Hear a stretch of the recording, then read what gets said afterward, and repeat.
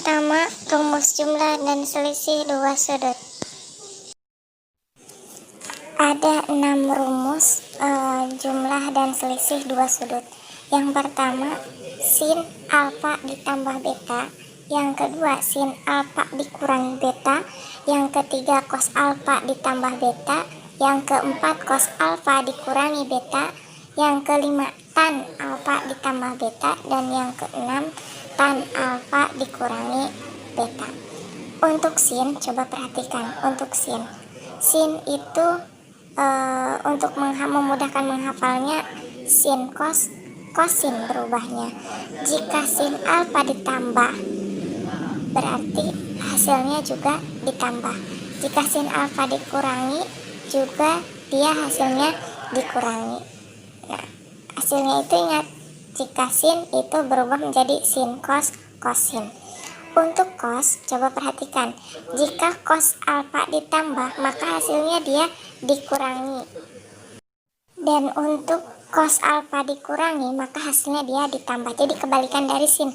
Jika sin tadi jika awalnya ditambah, maka hasilnya juga ditambah.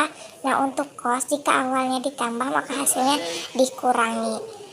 Nah, cos untuk alfa dikurangi, maka berubah menjadi ditambah. Dan aturannya bukan sin cos kosin lagi, tapi cos cos sin sin. Nah, itu perbedaannya. Ya, untuk tan, lihat, jika awalnya tandanya positif, yang atas itu tandanya sama, positif juga. Nah, ya untuk yang bawahnya itu lawannya. Perhatikan yang keenam, awalnya kan negatif, nah atasnya negatif, bawahnya itu lawannya. Nah, jadi ingat, untuk sin itu sin cos kosin, untuk cos itu cos cos sin sin. Jika sin itu tandanya sama antara aturan awal dengan yang terbarunya, untuk cos itu kebalikannya. Dan untuk tan juga sama, atasnya itu sama dengan awalnya, bawahnya itu lawannya.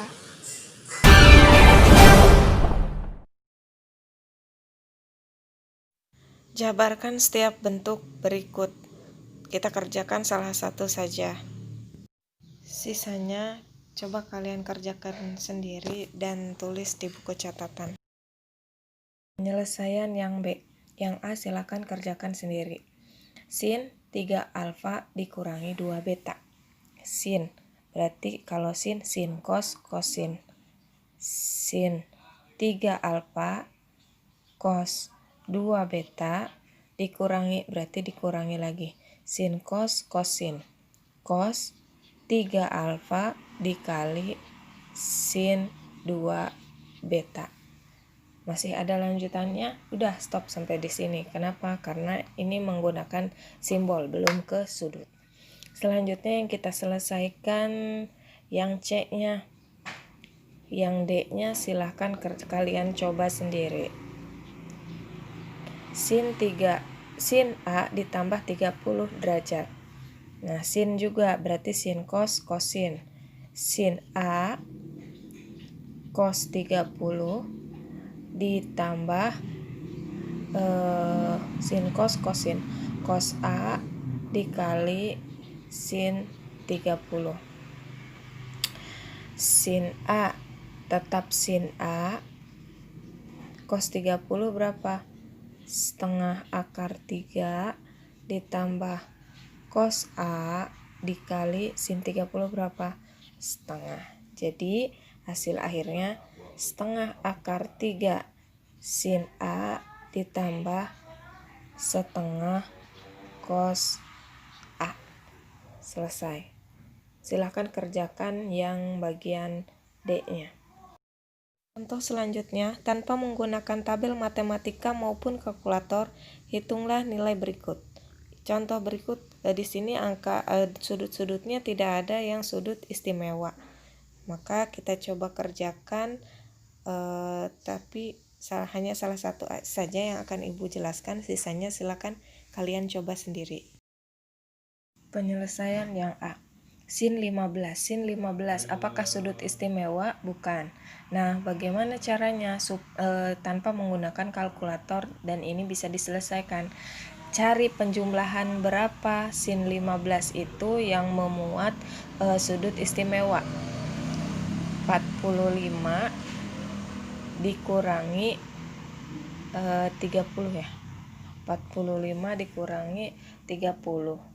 Ada yang lain 60 dikurangi 45 juga bisa sama 15. Jadi sama saja, silahkan dicoba. Kita pakai yang ini. Berarti sin 45 dikurangi 30.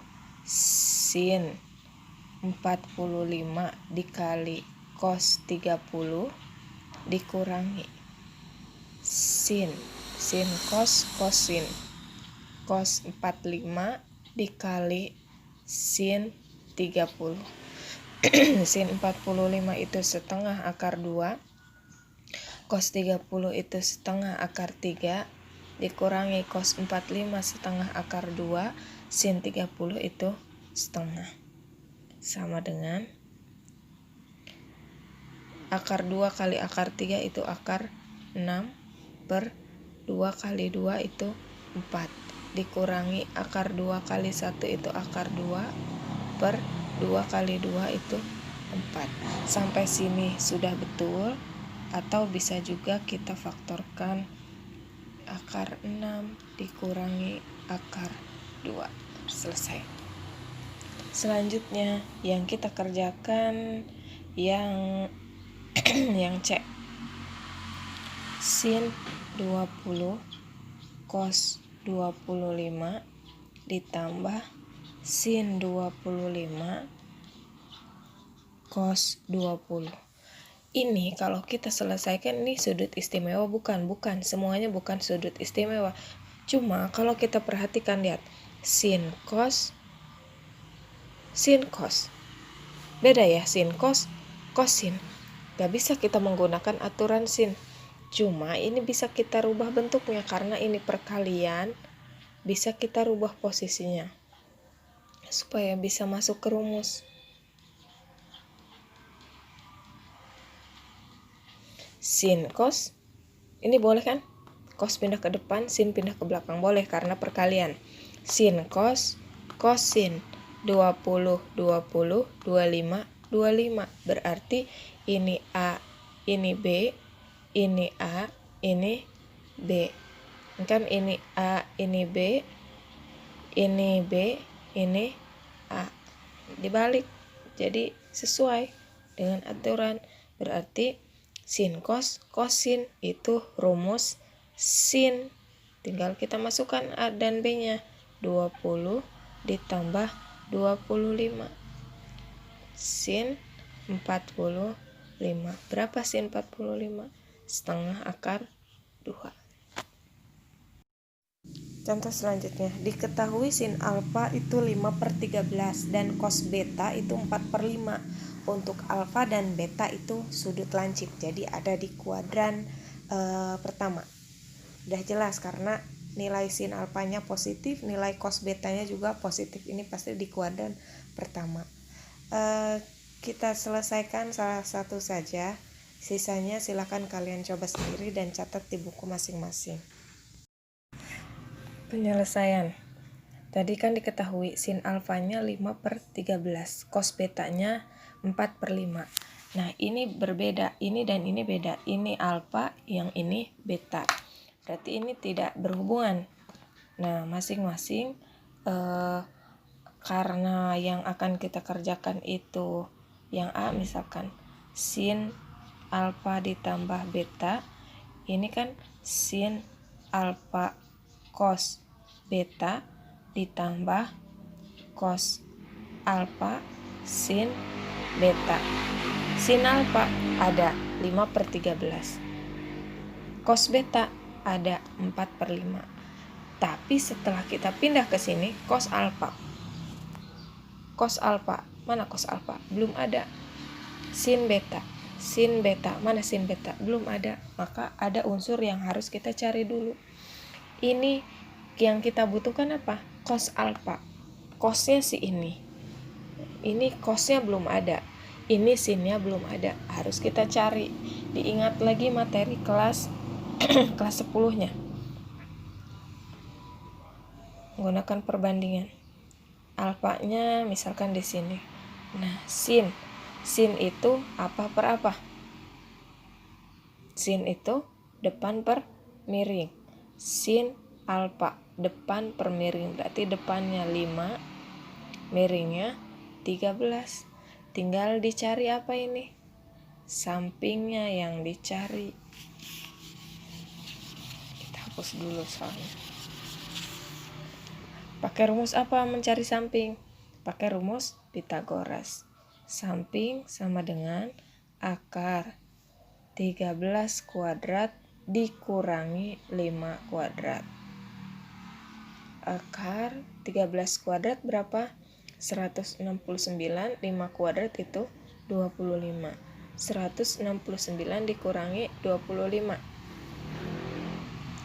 144 ya. Akar 144 itu 12. Jadi sampingnya ini 12. Maka bisa kita cari cos alfanya. Cos alfa. Cos itu samping per miring. Jadi 12 per 13. Selesai? Belum. Satu lagi kita cari. Beta. Misalkan betanya di sini.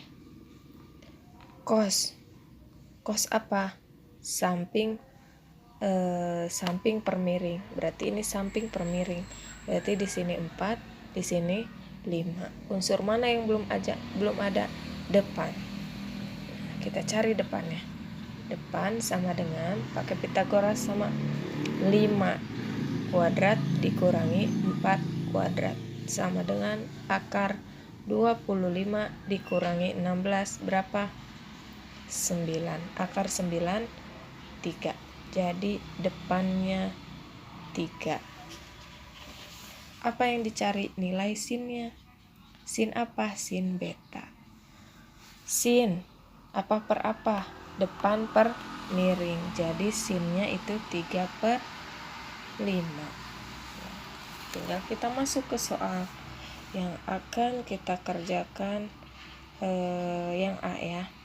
Sin alfa ditambah beta sama dengan sin alfa cos beta ditambah cos alfa sin beta. Sin alfa 5 per 13, cos beta 4 per 5 ditambah cos alfa 12 per 13, sin beta 3 per 5. Udah, tinggal kalikan dulu masing-masing. 5 ini bisa dicoret ya untuk mempermudah. 4 per 13. Yang ini tidak ada yang bisa dicoret. 12 kali 3 36 per 13 kali 5 65.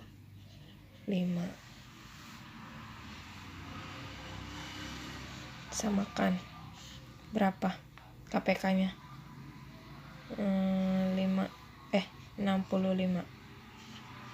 65 bagi 13 itu 5 kali 4 20. 65 bagi 65 1 kali 36 berapa? 56 per 65. Selesai. Silahkan yang B nya kalian coba. Contoh selanjutnya, jabarkan setiap bentuk berikut ini. Kita selesaikan salah satu saja, sisanya silahkan kalian kerjakan sendiri. Kita selesaikan yang D saja. Tan theta dikurangi 315. Rumusnya itu kan tan theta yang atas itu mengikuti soalnya dikurangi 315 1. Nah yang bawahnya itu lawan dari soal, berarti ditambah tan theta dikali tan 315. Maaf.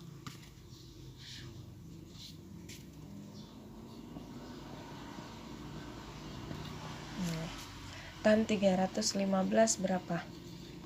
Tan 315 itu tan 45 di kuadran 4. Negatif ya, berarti tan 45 itu kan 1. karena di kuadran 4 jadi negatif 1 per 1 ditambah tan theta dikali negatif 1. Tan theta min, ketemu min jadi positif 1 min 1 dikali tan jadi min tan theta. Nah, selesai. Sederhanakanlah. Kita pilih salah satu dari 4 contoh berikut. Contoh selanjutnya kita kerjakan yang C. Tan 125 itu kan bukan sudut istimewa, 65 juga bukan sudut istimewa. Cuma kita lihat ini masuk enggak ke rumus tan. Dikurangi ditambah 125 65 125 65. Kita coba tan. Ini A, ini B. Ini A, ini B. Bisa. Ini dikurangi, ini sebaliknya berarti soalnya dikurangi. Ini dikurangi, sama ya. 125 65. 125 dikurangi 60 tan 60 akar 3.